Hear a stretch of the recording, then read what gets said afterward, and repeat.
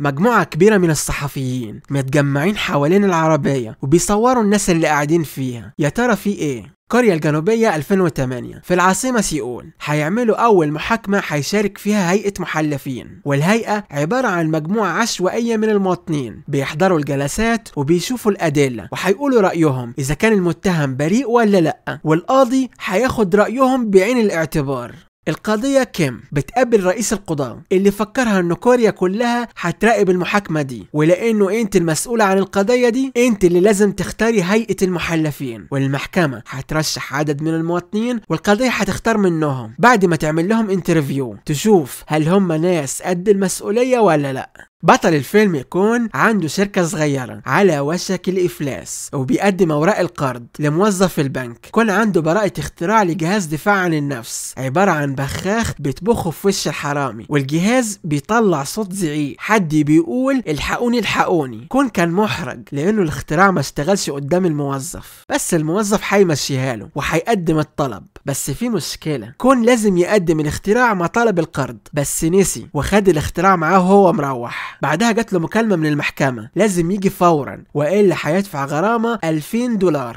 راح المحكمة والقضية كيم سألته لماذا وضعت القوانين؟ قال لها لمعاقبة الناس. قالت له القوانين وضعت لتجنب معاقبة الناس ظلما. كيم بعد ما سألته كم سؤال اتأكدت انه ما ينفعش يبقى في هيئة المحلفين، بس لما عرفت انه ما فيش حد غيره قالت امري لله هوافق عليه. صورة جماعية للمحلفين ال8. الجلسة هتبتدي والمحلفين ال8 دخلوا. الصحافة كانت مهتمة بيهم قوي لانهم اول محلفين في تاريخ كوريا الجنوبية. المتهم جانج متهم بقتل امه بأداة حادة بعد ما اتخانق معاها بسبب الفلوس، وبعد ما خلص عليها رماها من البلكونة، وبعد كده كلم الشرطة وقال لهم امي وقعت، ولما جت الشرطة لقوه مرمي على الارض وخدوه المستشفى. وفي معلومة مهمة لازم اقولها لكم، المتهم وهو صغير امه سابته لوحده في البيت، والبيت ولع وما قدرش يخرج، والاثار واضحة على وشه ونص جسمه. بيقولوا انه المتهم استخدم الشاكوش بس مفيش عليه دم. حارس الامن قال انا شفته وهو بيرميها، والشرطة لقت قفازات المتهم على الارض جنب الجثة. وفي يوم الحادثة المتهم وامه كانوا في مركز الخدمة الاجتماعية بيطلبوا مرتب، ولكن تم رفض الطلب، والمتهم قال لهم امي عندها دعامات لازم تساعدونا. الموظفة قالت له الحل الوحيد عشان نديك مرتب انك تتبرى من امك، وادت له طلب انكار النسب. وهنا المتهم اتجنن وهجم عليها. وفي الشقة الشرطة لقت نموذج انكار النسب المتهم كان كتبه وكمله، وامه شكلها رفضت تعبي الطلب. اما خلص عليها. الادعاء طلبت من المحلف نمرة 8 يقرأ الكلام المكتوب: سأقطع صلتي بوالدتي لأنها دمرت حياتي، لأنها السبب في الحروق اللي على جسمي. وهنا المتهم زعل وقال انتوا اللي خليتونا نكتب الكلام ده، انا ما كتبتش الكلام ده. بعدها قال حاجة مهمة جدا جدا، انا مش فاكر ايه اللي حصل في الليلة دي. القضية كيم سمعت الكلام ده، بعدها خدوا استراحة يتناقشوا فيها. المحلفين قاعدين بياكلوا مع بعض وبيتكلموا عن اللي حصل. المحلفة نمرة 2 قالت انا جوزي لما جات له سكتة دماغية نسي ذكريات يوم الحادثة. نمرة 8 خد باله ان الاختراع نسيه في جيبه وما اداهوش لموظف البنك، وهو لو ما رجعش البنك دلوقتي واداهم الاختراع مش هيدوله فلوس. بعدها كان عايز يروح بس قالوا له لا، قال لهم مكالمة واحدة قالوا له لا. نمرة 7 قالت له اكدب عليهم وقول لهم انا رايح الحمام واهرب. 8 خرج وحاول يهرب بس المبنى كبير وهو مش عارف هو فين، لحد ما قابل ست طيبة بتشتغل هناك وقالت له انا هساعدك تعال معايا. وهم ماشيين قالت له المكان ده للقضاء بس، واوعى تحط عينك في عينه. ولما وصلوا عند الباب ما فتحش. قالت له استناني هنا شوية. وهو بيستنى شاف قاضي وعايز يسأله سؤال، والراجل شافه خاف وهرب. وهي اتأخرت قوي ورجع يدور على باب يخرج منه ونزل تحت.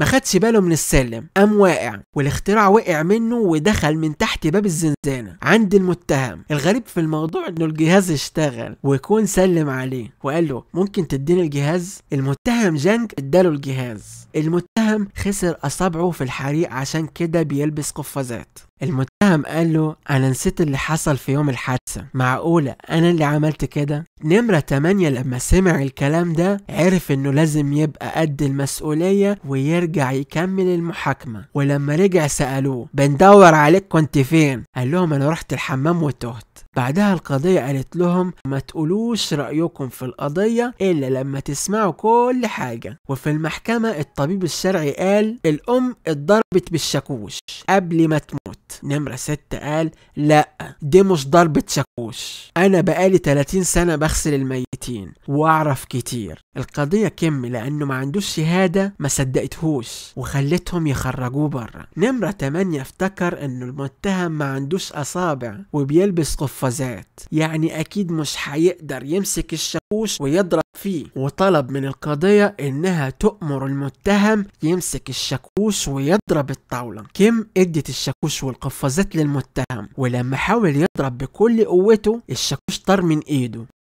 واتجرحت رقبة كيم وخدوها وخرجوها بره القاعة. والصحفيين حاوطوا العربية وقعدوا يصوروها والدم بينزل منها. كيم لما رجعت المحكمة جابت خال المتهم اللي قال ان اخته والمتهم دايما بيتخانقوا. القاضية كيم سألت بنت المتهم وقالت لها ابوك وجدتك دايما بيتخانقوا؟ قالت لها الناس بيفكروا انهم بيتخانقوا، الحقيقة انه ابويا بيتضايق لان امه ست كبيرة ومريضة الا انها هارية نفسها شغل. ابويا بيخاف عليها، ابويا ما قتلهاش. المدعي العام بيطلب ايقاع اقصى عقوبة للمتهم. الجلسة الاولى انتهت بعد 8 ساعات، وفي الليل المحلفين بيتناقشوا وكلهم اجمعوا انه المتهم هو اللي عملها ما عدا المحلف نمرة 8 مش متأكد، وطلب من القضاء انه يراجع ملف القضية وقال هو مذنب بس في حاجة غريبة. ونمرة 7 قالت الشاكوش لقوه بعد يوم من الحادثة، حاجة غريبة، والاغرب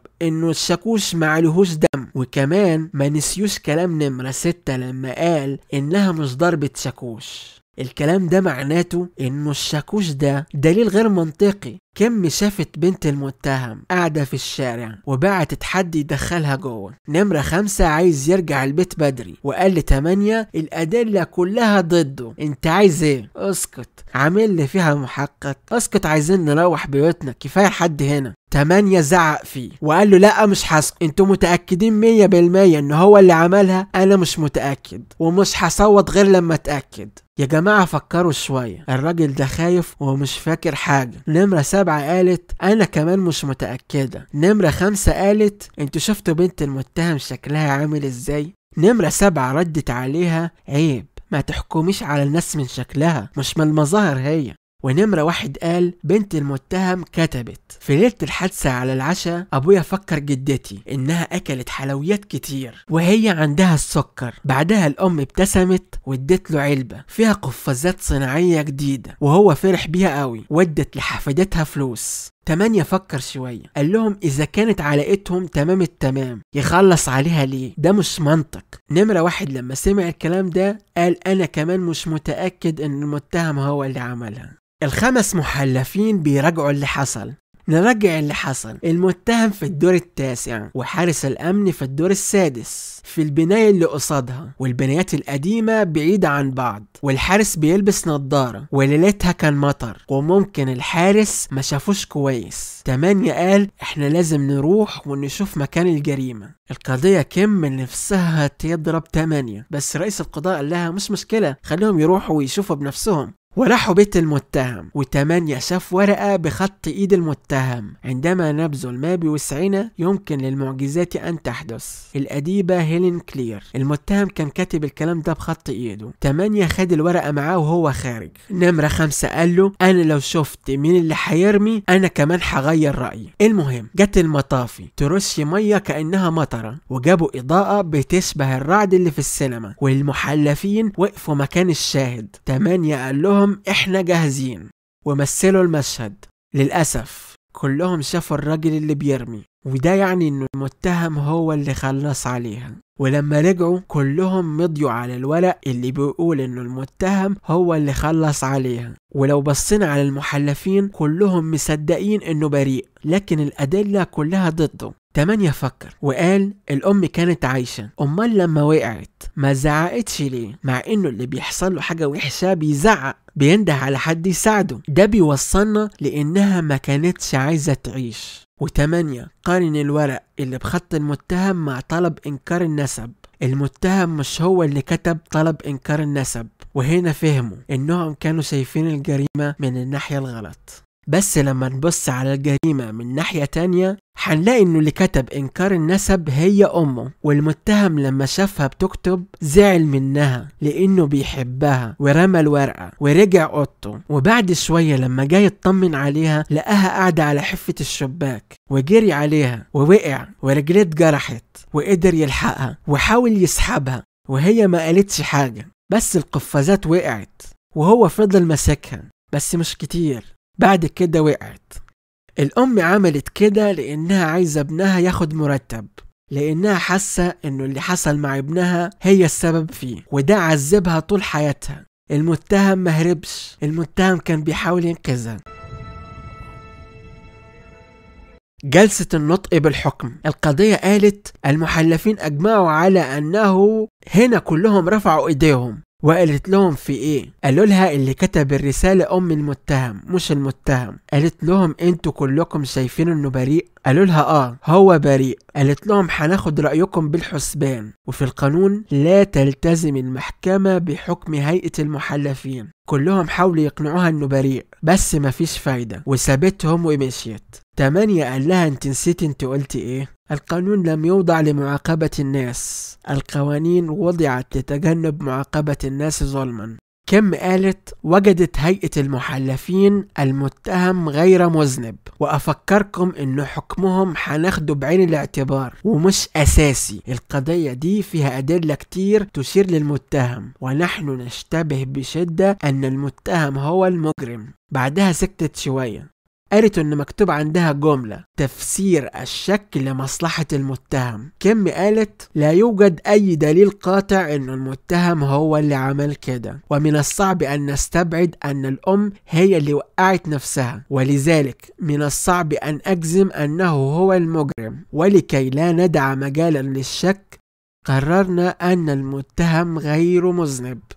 سعادة المحلفين لا توصف لأنهم قدروا يساعدوا المتهم الغير مذنب. رئيس القضاء قال الوزير مبسوط منك قوي. ونمرة 8 بيكلم موظف البنك، أنا كنت بنقذ واحد والجهاز معايا شوية وأكون عندك. وفي 2019 المحلف نمرة 1 بقى مساعد القاضي، والست الطيبة اللي بتشتغل في المحكمة بتعدل الصورة.